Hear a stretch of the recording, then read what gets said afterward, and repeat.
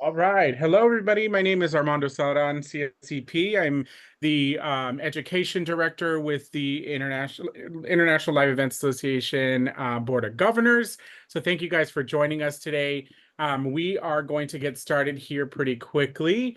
We have a phenomenal speaker on deck with us today, Sebastian David, the CEO and co-owner of Scenic Group. I'm super excited to have him on this call. I kind of sneak peek of this session a few years back, and I know it's been revamped since. So it's a lot of good information for you guys out there. Sebastian founded his first production company a few years after he started. I say a few years because we're nice and seasoned, Oh but yeah. Scenic Events was born and followed acquisition of Champagne Events and E equals MC squared.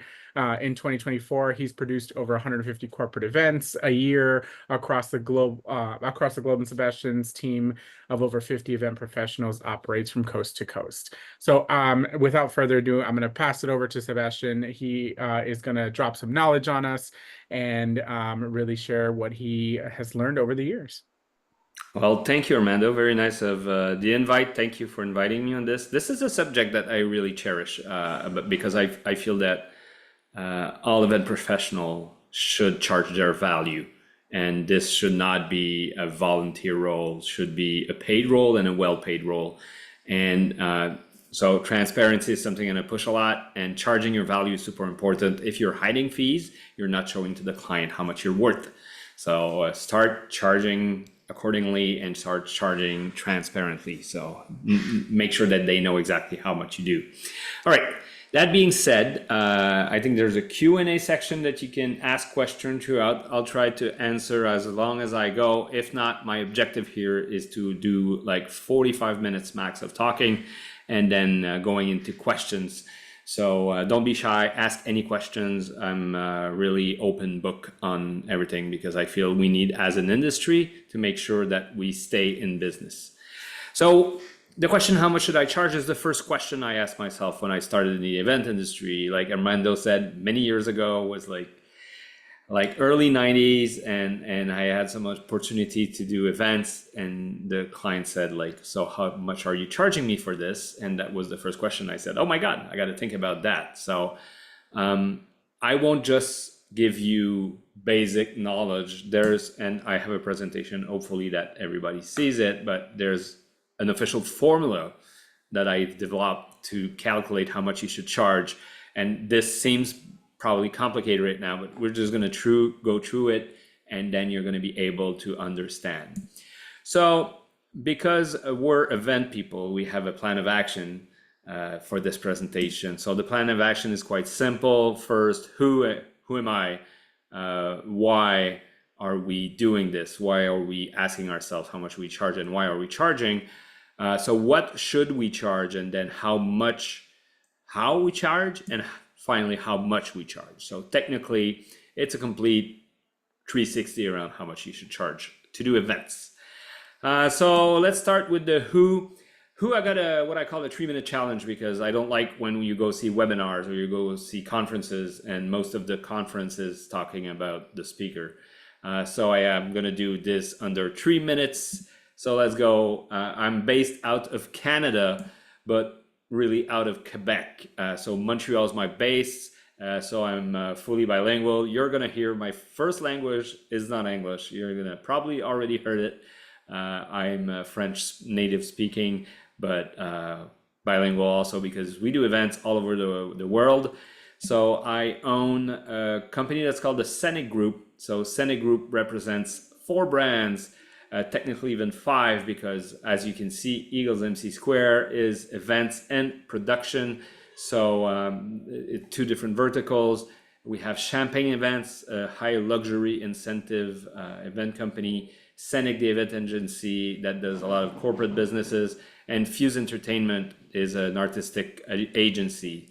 So quite easily we do events. So I can relate to all those challenges we get about pricing events and pricing your services. We have an amazing team of 50 plus people, and we do events mostly out of North America, but we also do events in Europe and France, well, Europe, all over Europe, and trying to get even further, so can say world domination is coming, hopefully one day. So if you want more info on me, just give me a ring, send me either by LinkedIn or I'm going to give you my email at the end of this. Don't be shy, just send me an email and let's have a Zoom drink and talk about pricing or any other subject if you want to do. So that was under 3 minutes, so I'm good. Let's go with the next thing. I got what we call a no bullshit policy. If you don't agree with what I say, it's okay, because I'm not the one that's going to say this is how you should do it and that's the only way you should do. I feel that most people have their own way, and after many, many years of talking about pricing, I figured out that most people charge about the same amount of money, and everybody has their own way of presenting it to the client. So if you feel what I'm saying is bullshit, like just raise your hand and say it, or put a question in there in the Q&A, and I'm going to be happy to answer it. I don't have all the answers. I'm learning as we go also on different ways of charging and always evolving the charging models, because our business is evolving and the size of the events are evolving, and that needs to rethink about the charging model. So, all right, now let's go. I don't have a feedback, so if there's anything, just tell us and just send a question. Let's go with the why. So why do we charge money to do events? Well, why is quite easy, is because we need to live and we need money.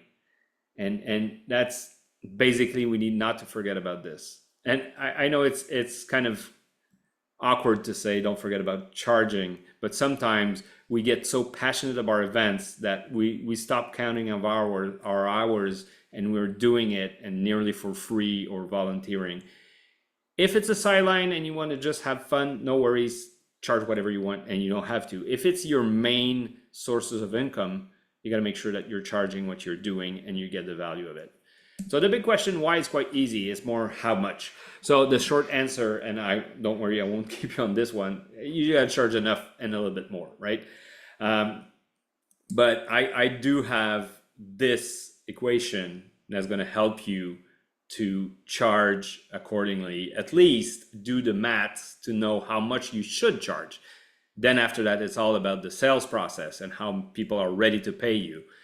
But doing this calculation is going to tell you, if you charge less than this amount of money, you're basically not working, you're volunteering, right? So there's a lot of letters in there and equations. So I did a legend just so people can relate to this equation. I'm going to explain it, but if you want to do a screenshot, take a picture of this just as we go down. There's going to be all the terms we're going to use just to make it more lighter. And like I was going more on a chemistry team. I don't know when I did that. I kept just like the main letters, so it's not that hard to read, but if you don't remember. Yes, you can, Joanna, thank you for your question. Yes, we can send you the deck after. So just send your email either to Armando or to my email. I'm going to give you the email, and then I'm going to be happy to answer your questions. All right, so let's go. We're going to start with what I call back to basics. So this is kind of basic business 101. All right. So first, let's start. Somebody's going to give you money to run an event. So you have the money that's coming in, and then you need to run an event. Now, the idea is that at the end of the event, there's money left so you can live and get paid, right? So that's the basic of it. But technically, the money you get won't just pay for the event. The money you'll get will pay for something else also. It's going to pay for your internal fees, because the costs related to the events and the costs related to your internal fees are two different things. There's some stuff you're going to have to pay for yourself, and there's stuff that the vendors that you need to pay for the event. But they're just not only the internal fees, they're also the overhead. So your office, and we're going to go through each of these departments, what that means. And then each time we add a layer, some money goes out at what's left at the end. And mostly what we want to be sure that doesn't happen is that we just don't have money at the end. So we worked all of that time and just volunteered. That's why we want to make sure that doesn't happen. So let's talk about those three departments of exactly what you need to charge. So first, we have what we call the event expenses. And then the second category is the internal costs. And the third category is your overhead. All right. So these are the three main sectors that you need to count to make sure you know how much to charge. Let's start to talk about the event expenses. I feel this is the most easiest one because when you do events, one of the first things you learn is how to do a budget and calculate all the vendors and everybody you're paying to the event. So event expenses are related to the event properly. It's not about anything else than the event. So everything that you have to pay for the event. So all the vendors and the staffing and that people that you're going to write a check or send a wire after the event or before the event, depending on the vendor. And that's the event expenses. So it's basically your event budget. All right. Now, internal cost of the event. So now we're not talking at the event, but we're going to talk before and after the event. So I'm quite used to having an interactive session and asking questions to the room. So I'm going to put some stuff up like, is that per diem? Is that parking? Is that gas or kilometers and or miles for traveling? No, that's not an internal cost of event because this is an event cost. If you pay per diem for people to be on site, if you pay gas to get there or parking to get there, that should be part of your event cost. So mostly the internal cost of the events is HR.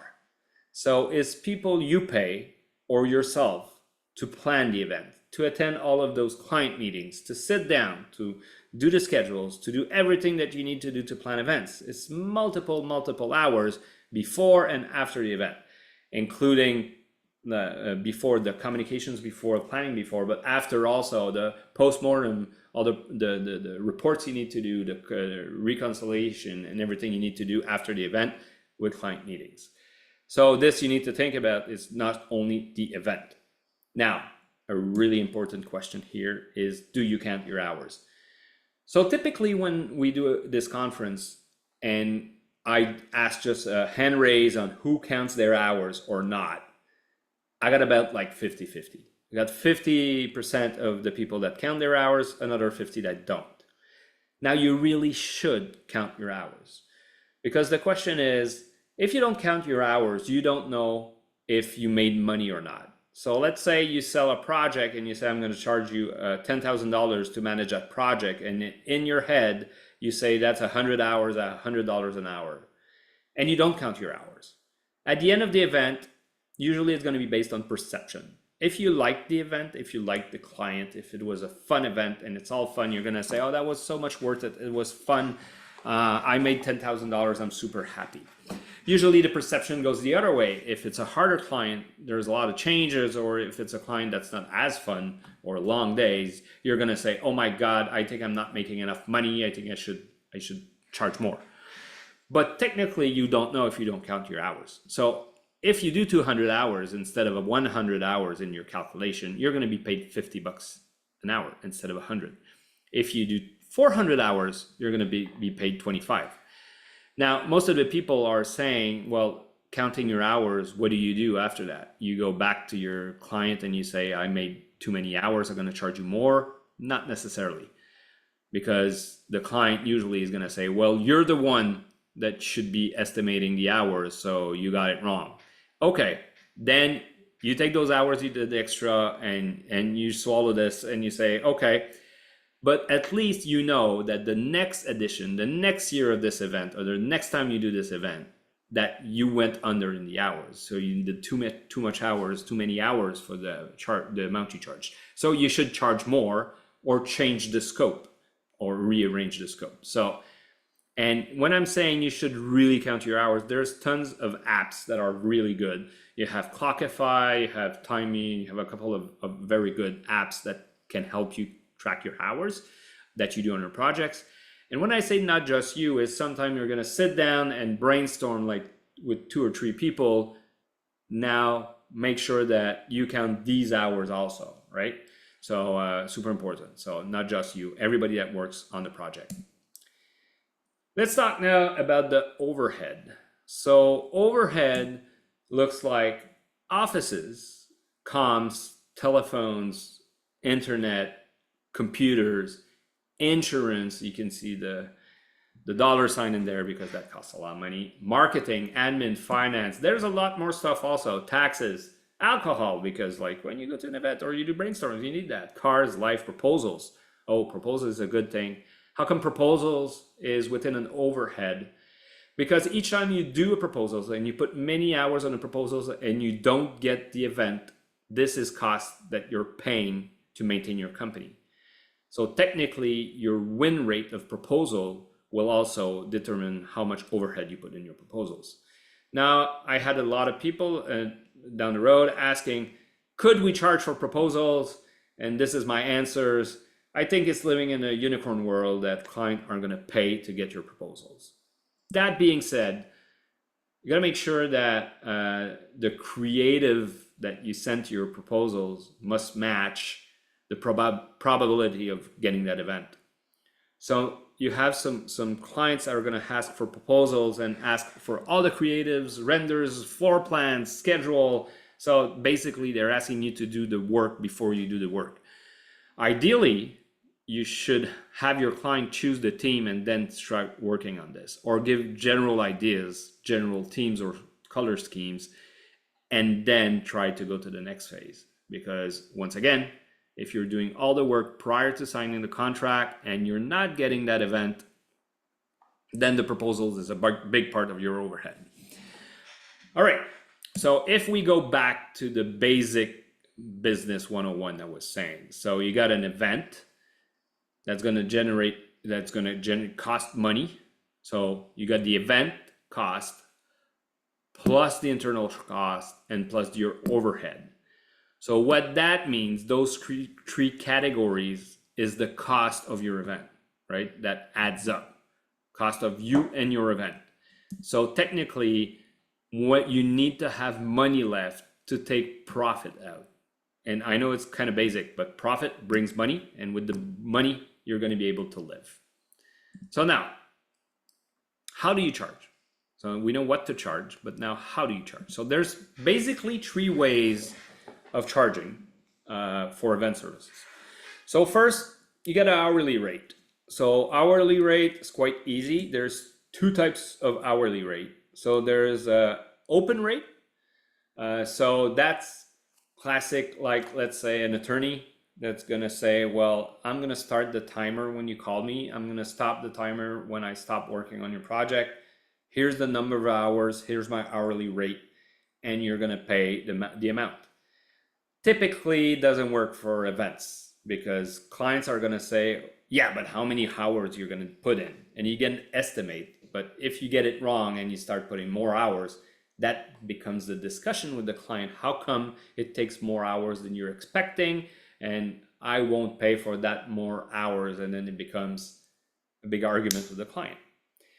I think the most popular way in the hourly way of working is the closed hours. So a client comes with an event, you analyze the scope of work, and you say, in my mind, it's going to be about like, I don't know, what, 100 hour. My hourly rate is $100 an hour. I'm going to charge you $10,000. And you say to the client, $10,000, that's the amount I charge you to do the event. And then even if you go over or under, that's the close. So that's the package. If the scope doesn't change, that's the amount you're going to charge. And that's okay. And a lot of people are doing that, and that's a good way of doing it. Just make sure that you count your hours. So year after year, it works. Ideally, everybody wants to do less hours than they expected, but typically it's the other way around. Second way of charging is markups. So two types of markups. So a markup is upselling something quite easy. So I'm going to pay my AV $50,000. I'm going to turn around, I'm going to sell it $60,000. So markup is I would say the old school way of doing stuff. Like when I started, I was marking up each department, not charging a lot for my fee. It was a lot easier to sell. The problem with a markup is if you don't get a discounted price from your vendor, you're putting pressure on your vendor to offer a service that's valued more as what you're really paying. Simple example, let's say you have a caterer that's gonna serve you $100 plate per guest, and you sold it 125, and then the client expects a $125 plate, but the caterer has a $100 order.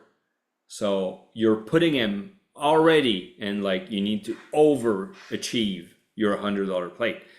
If you say that the caterer usually sells it 125 and sells it to me 100, then that works. That's what we call the discount pricing, right? We like the commissions because it needs to be disclosed. Usually commissions are within the contract. Let's talk about hotel commissions, let's say. So if I source out an hotel, it's going to have a 10% commission on the rooms, comes back to me. It's in the contract. And that's why we like it, because in our mind, that's when you can say, well, our market doesn't work like that. Our competitors don't work like that. But we're pushing everybody to be transparent on this. So if you do markup on your vendors, be transparent with your client. Explain to them that you're reselling the service to them, and that's a way of doing money. If you're keeping a discount or taking a commission, just tell them. And we have that in our contract saying that we can hold a part of the discount, and we're going to disclose it just because we have volume discounts that are not related to one event, but related to all the events we do. So some vendors are going to do us better pricing, and then we can either split the discount with the client, keep it all, or push it all. So it's different ways, and that's case by case. Kickbacks, we really don't like. I know that it's something that we can hear about in a lot of markets. We don't like kickback just because we feel it's hidden from the client. It's kind of shady. It's money getting back, and then you have to do an invoice that's not reflecting the real price you paid, or the vendors sending you, I don't know, 5% or 10% back after the event. This is hidden fees. And the problem with hidden fees is, like, and I would not say if, I would say when the client's gonna know that you got a kickback and he was not aware about it, he's gonna start doubting on everything you're selling him to see if it's the real price. Because what the client wants is not necessarily to pay the cheapest price, but he wants to know how much really you're charging him. And honesty and transparency, that's going to bring trust. And that's what we sell. We sell to clients trust that we're going to bring the proper players, that we're going to do an amazing event, that the food's going to be good, that the band's going to be good, and all of those different departments. Of course, you can show, for a band, you can show a track or a YouTube video, and you get a demo that you can show them. It's like, look, they're good. Or you can do a tasting for the food. But the client needs to trust you that at the event, they'll show up and they'll be good and they'll do the same. So it's all about trust. So transparency and honesty brings that trust, and that's why we don't like kickbacks. That's our opinion on this. And finally, the third way of charging is percentage fee. A lot simpler for clients. It's like a tax, or like all hotels do now. So you have all the amounts, and they're disclosing how much you pay for each item. And at the end, it's times 15%, 18%, 21%, 22% in some hotels. We're starting to see 25% in hotels, which is crazy. But you can do the same. Like, here's your budget of event. You have like $200,000 to do your event. I'm going to charge 20%. So $200,000 times 20%, that's $40,000. So your event's $240,000. So those are the three major categories and the three ways of doing events. And I would say that the big majority of people here, well, or people I met, are using what we call a hybrid model.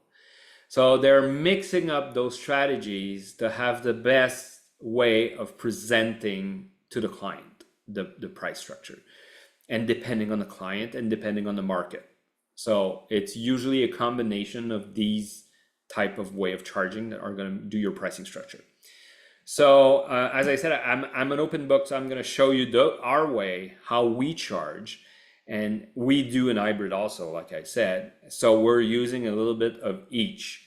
So we have an hourly rate that's closed. So we estimate the number of hours, and we give a package deal to the client. Our current rate is 105 an hour. And then we have, like I said, discounts that we can split or that we can give to the client or keep for ourselves, depending on each event.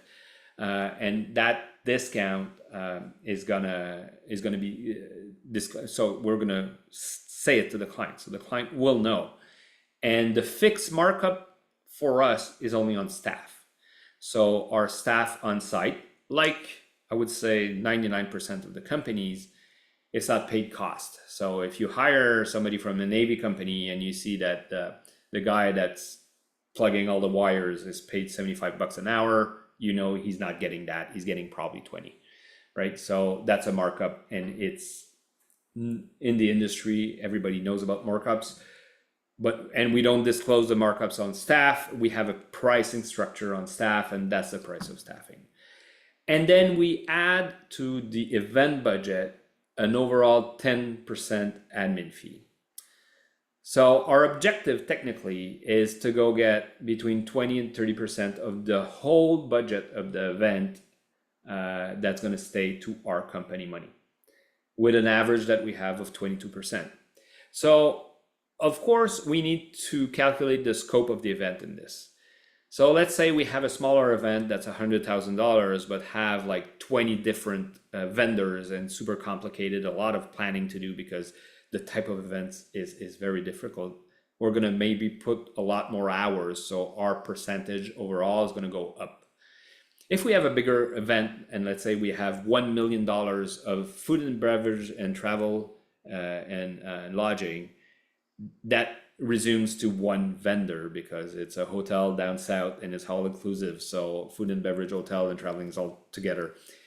Well, we're going to have a lot less hours, so our percentage average is going to go down. So percentage is not everything, but it's a good KPI you can look at year after year or contract after contract to see how it figures itself.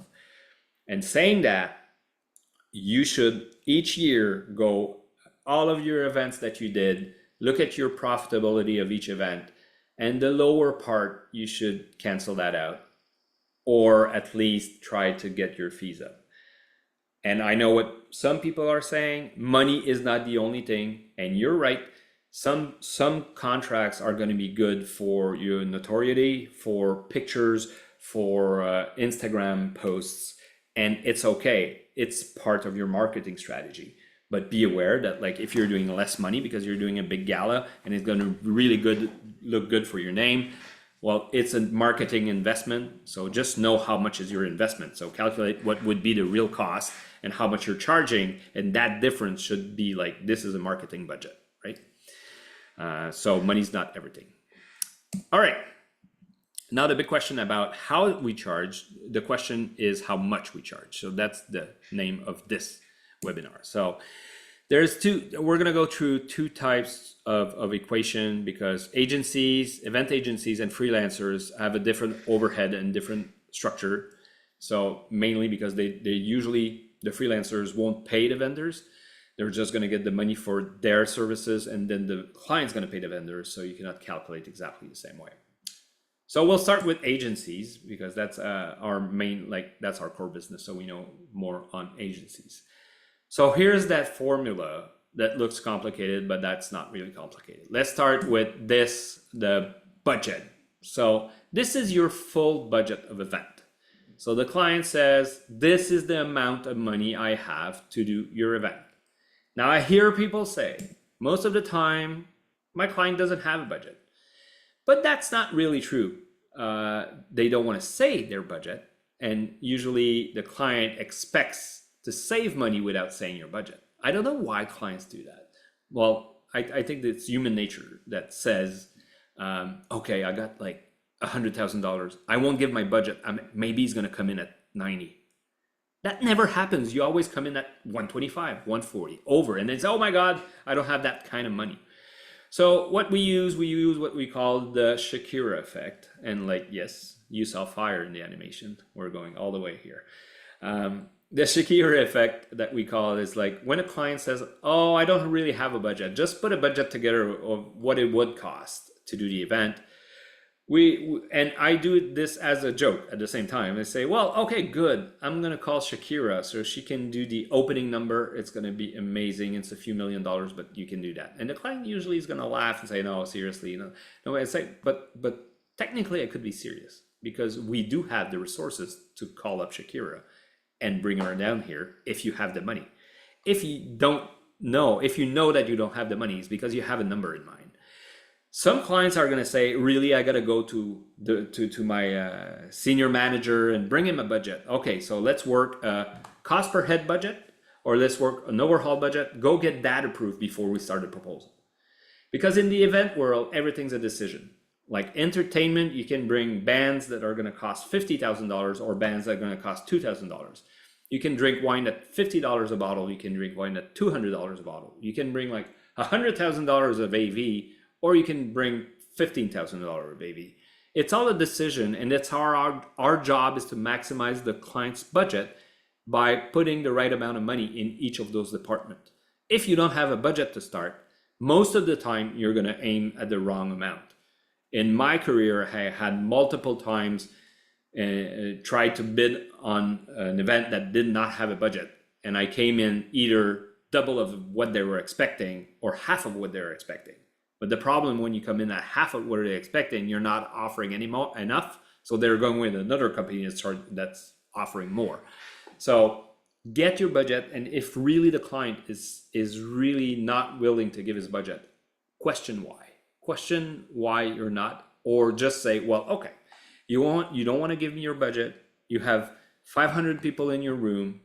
Let's say we're going to start with a $500 budget per head. I'm going to come back with the $250,000 budget. Does that make sense for you? And go get that approval. Because if not, you're going to most oftenly work for nothing. And it's going to become an overhead cost because you won't win the business. And you're going to put a lot of time. And I say put a lot of time because usually our budgets in our minds are bigger than what the client really has. So we work a lot to get the gigs. All right. So that was the event budget. Let's talk about the event cost. We did talk about the event cost. This is all related to people you pay at the event. So all your vendors, all your staffing on site, all your stuff that you have to pay on site, right? So budget minus event cost. Then we have this big equation. So let's just take this equation and look at it. So this is to know what's your hourly cost, all right? So you have an easy math calculation that you can do. So you take your gross salary of all the employees of your company. If you're alone, we're going to talk about freelancers. Let's say you only have 3 employees. So you just addition their 3 salaries. If you have whatever, it's quite easy, right? Gross salaries. And then all benefits. So benefits, you know what it is. So insurance, medical, those things, all the benefits that you cost. So you add this and you're going to divide by the number of total hours worked in the year, right? This is going to give you what's your internal cost. So that means that let's say you're selling 100 hours for a project, how much each of these hours is going to cost you, right? And that includes your salary because you're paid. So what's the cost? You need to know the cost because you want to make sure you're making money, right? And it's not only the hourly rate you're giving them, there's the benefits, there's tons of stuff around this, and there's going to be the overhead that we're going to add on this after that.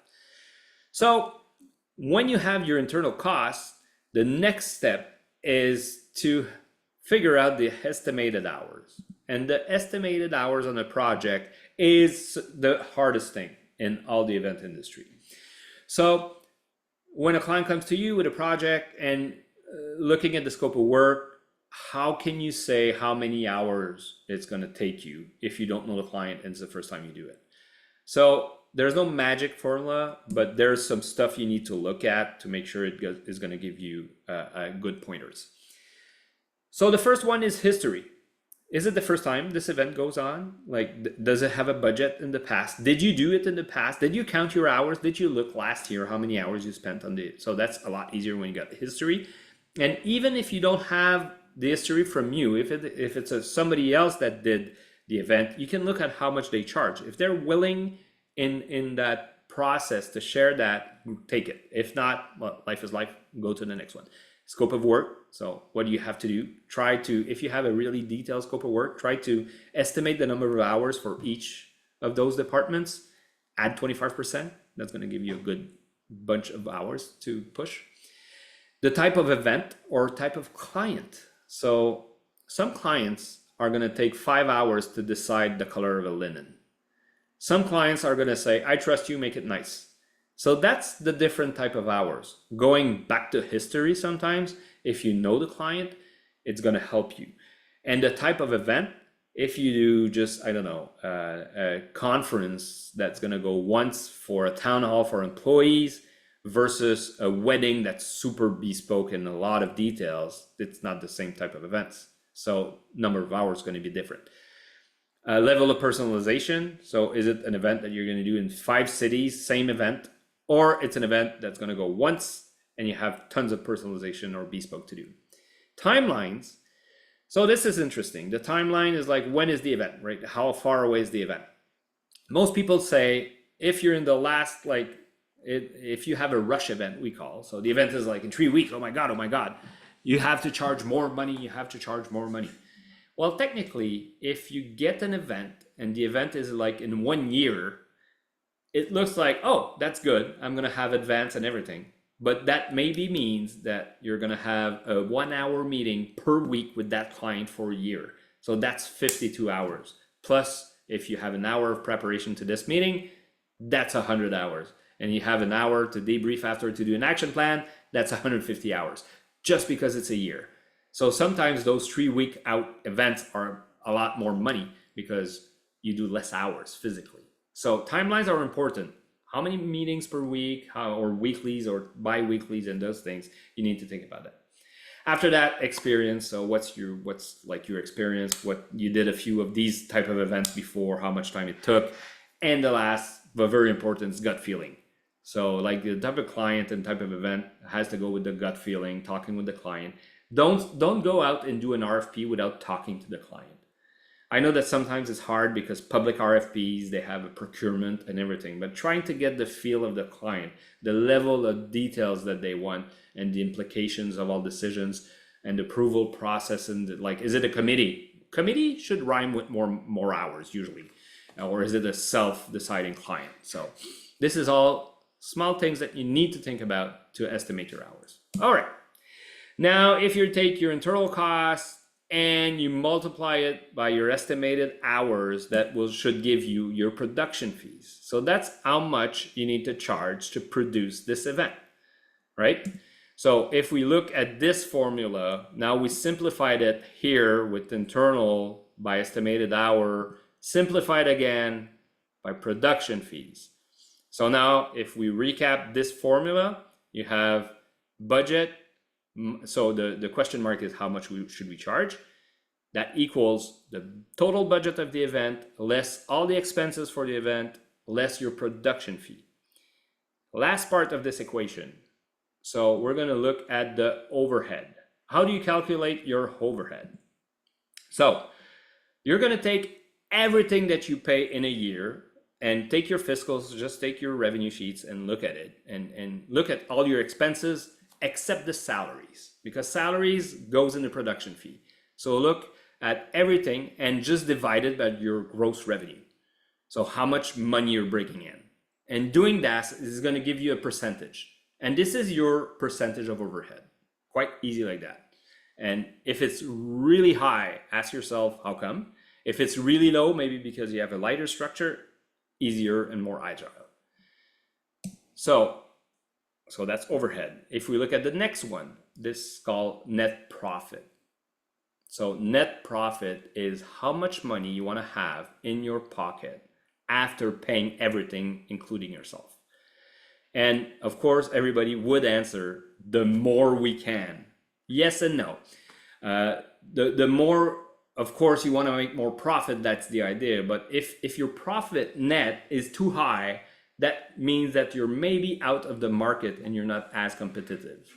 So I got a chart here, and this shows from a general standpoint, a company that does general revenue, and I put like to $100,000 per year to $50 million per year of net revenue. And this is not what I'm saying, this is economic numbers that are coming in, is when you have a smaller gross revenue, the percentage needs to be higher to pay all of for your overhead and your salaries. But if your net revenue, your gross revenue is going up and up and up, the net profit tends to go down. If you look at big companies of the S&P 500, let's say, and they do billions of dollars, usually their net profit is going to be around like 5 to 10%, even sometimes under 5%, but it's a huge amount of money. And that's always after paying everything, right? So this is your decision. This is you decide how much money. And if you don't know exactly how to calculate it, well, look at your numbers the year prior, or the 2 or 3 years prior. Look at your profit number and look at what's the net profit overall on the gross revenue is going to give you a percentage also. And then if you're not satisfied, put it a little bit higher, and that's going to be your objective. All right. Okay, so these two things, your overhead and your net profit that you need, that's become your agency fee. That's the cost of having an agency. It's not only about hours. You're not a freelancer. You have an agency and a structure to support. So it's your agency fee. So if we look back at this equation, now what we have right now is how much you should charge equals the budget of your event less the expenses of that event, your production fees, and your agency fees. Now doing maths, we can take all of this and just switch it around. That's what we do in maths. So if we switch it around, we can say that your event costs is your budget minus your production fee and your fees. Let's switch it again. Your total event budget will equal your event costs plus your production fees plus your fees. So this is related to your event, because the production fee is the hours you go on your event, right? And you're planning your event. And the fee is what you charge to do this event. So what the agency charges. So if you combine those two, this is how much you charge. Whoa. So I know that's a lot of stuff. So let's do an example. I think it's going to help a lot of people. And I think I'm going to get some questions after that. All right. So let's take exactly the same formula. So let's start with the budget. Let's say we have $200,000 of budget for an event. Global budget, everything included. So let's look at what my internal cost is. So my internal cost, I did the calculation, $54 an hour. Each time I have an employee working on something, it's $54. That's what it costs. And an estimated, just going back to, so overhead. So I showed you how to calculate it. Overhead, 11%. I want a net profit or 7.5% net at the end of the year in my pockets, right? Or in shareholders' pockets. So those two combined is 18.5%, right? Okay, so we go back to estimated hours, always hard. I say this project, once again, scope and everything, let's say it's 350 hours. Once again, we're trying to figure out, this is number for the example, let's say our calculation landed on 350 hours. So I can do those maths. So $54 times 350 hours, that's $80,900, right? That's easy. If we look at the percentage, I can also do the maths. So 18.5% of $200,000 is $37,000. So if I switch it around, once again, I'm going to get this. So $144,000 equals your complete event budget minus your production fee minus your agency fee. So if we just tag it, you got event budget, event cost, budget, production fee, and fee. So we turn it around, your complete budget is $200,000. Out of that, you got $144,000 of vendors or expenses you're going to pay to do the event. And then you're going to charge those two numbers. This is how much you charge, right? And remember, this is related to the event cost, all your vendors and your production fee. The rest is your fee as an agency. I say that because we decided to split this in the way we present it to the clients. So I'm going to show you how we would present it to the client. So this gives out, if you combine those amounts, $55,000, which represent 27.9%. So when I was saying between 20 and 30%, this would fit, right? So how to present it to your client now? This is the way we would present it to the client. So you have a $200,000 budget. This is the money we got. We got our budget. They told us $200,000. We would come back. We would have $145,000 of event expenses. So catering, AV, food, decor, design, all of this, right? So that's 145. We would charge 350 hours at 105. Well, calculation is not exactly, would be a little bit more than 35, but 105 is the number I gave. So $35,000 in fees, production fees we call, 10% admin out of the 200, 20,000. So that gives 145 for the event, 55 for us, right? This is how we would present it to the client. And probably we would detail that 145. And we do split up that 35 and that 20, we split it up just to show to the client, this is related to your event. This is the cost of hiring an agency. Now, just quick for freelancers, because you don't have the same thing, because you're not paying all the vendors, so you cannot calculate percentage of the vendor. So what you need to calculate, it's quite easy. So it's your hourly rate and estimated hours. So how much you charge per hour, and then how many hours do you think you're going to do? Once again, same thing, not sure, estimated hours, exactly the same thing I explained to get your hours, right? So let's go back to this complete equation, and then we're going to take out what freelancers won't usually take care of. They're going to manage the budget, but they won't have the global budget coming in. So let's take out budget, let's take out the event costs, because they're not paying the vendors.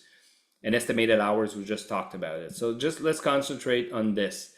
How to figure out what's your hourly cost, how much it costs to you. So you can do exactly the same thing to figure out your hourly cost. So look at what's your salary and the number of hours you do per year, and just divide it. And if you're two, like let's say you're two freelancers, just combine it times the number of hours you do. So 2,000 hours per year, 4,000 hours if you're two people. So then that's going to give you your hourly cost. And then same thing for, let's not talk about the estimated hours right there. Let's go see the overhead and the net profit. Technically, that's a little bit different. So the overhead is how much annual spending you have other than your salary and how many hours you work. So let's say it costs you $50,000 per year for your car, your home office, your phone, your internet, marketing and everything, and you work $2,000 an hour. So that's going to give you a rate per hour of how much your overhead and your net profit costs. Now you say net profit, do I go with a percentage? Net profit as the end of the year, if you have the proper salary, how much you want to have left. Everybody says the most we can. Well, depends on how much you're able to sell you and what's your experience. So that's going to give you your hourly fee, right? So if you take your hourly cost, that's what you cost you, and that's your hourly fee. If you combine them, that's going to give you your hourly rate minimum. So that doesn't mean that you have to charge this, but you have to know that if you're not charging that amount, you're not making enough money to do your year, right? So, and that's going to give you, like, you're never working 2,000 billable hours per year, but that way of calculating, you know that your hourly rate is going to be higher because it's not all hours that are billable. Finally, same thing. So when you have your hourly rate minimum, you just like multiply it by estimated hours. You never know. Make sure it's going to work open or closed. Like I say, most people are closed. And this is going to give you how much you should charge to the client.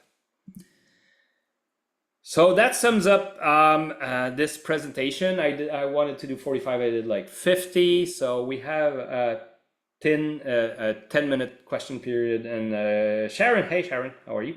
The admin fee, what is it for? That's the question she asks.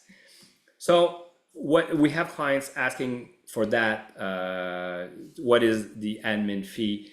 And we always say that's the cost of hiring an agency. So admin fee for us, and I'm going to go back here in my presentation, is to know exactly what are you paying for as an agency. So got it here.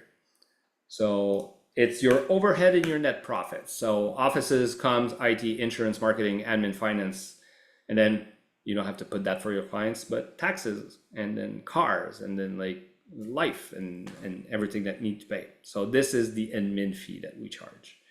Here we go. That's for the question. All right. So how much per hour a planner, a producer with 15 years plus of experience should be charging in 2025? What about a full-time salary salary range for this event? I love the questions. Anonymous, that's your name. So we did do some calculations on how much should we pay or charge per hour.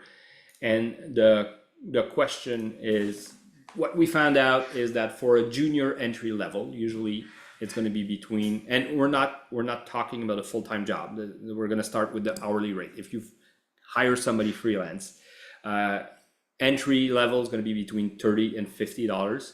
After that, like mid-level is going to be between 50 and 75. And then experience, like you're talking 15 plus, we're talking season now, but experience, you're going to be 75 to 100, and 15 plus would be 100 to, let's say, 150. Of course, there's the branding that comes with it after. If you hire somebody that has a good, like it's like hiring a band. If you have a great reputation and you can charge a lot more because you're known, this can go up to $1,000 an hour. Like let's say you have a wedding planner that does only celebrity weddings and everything. I know it's not per hour usually, it's a package, but they sometimes calculate it like that. It's like an attorney, same principle. So that would be about the rates. Salary range, so when we did a session that was called How Much Should I Pay? And then we looked at all the data from North America, and we saw that the salaries was about, for a junior, no experience, about $40,000 per year, up to $75,000 a year to 10 years of experience. Going over 10 years of experience, then it's gonna extend to 150. So from 75 to 150. So I know it's a big range, but depending on your skill set also, right? And the ability of sell yourself. Don't be afraid to negotiate. Hope it answered the question.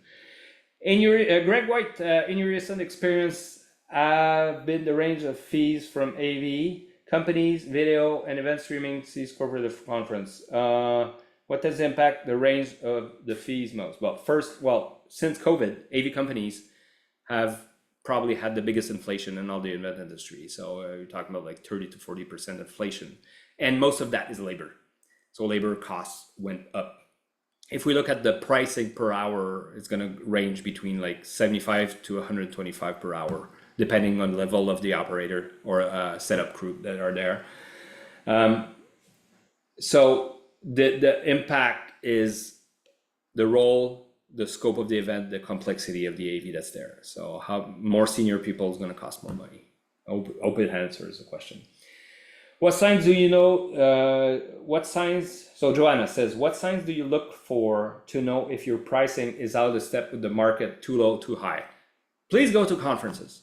Please go to the special event. Please go to Connect meetings, MPI, ILEA meetings. Go in Boston in July, in August for the ILEA event, and talk to people that do the same thing as you do.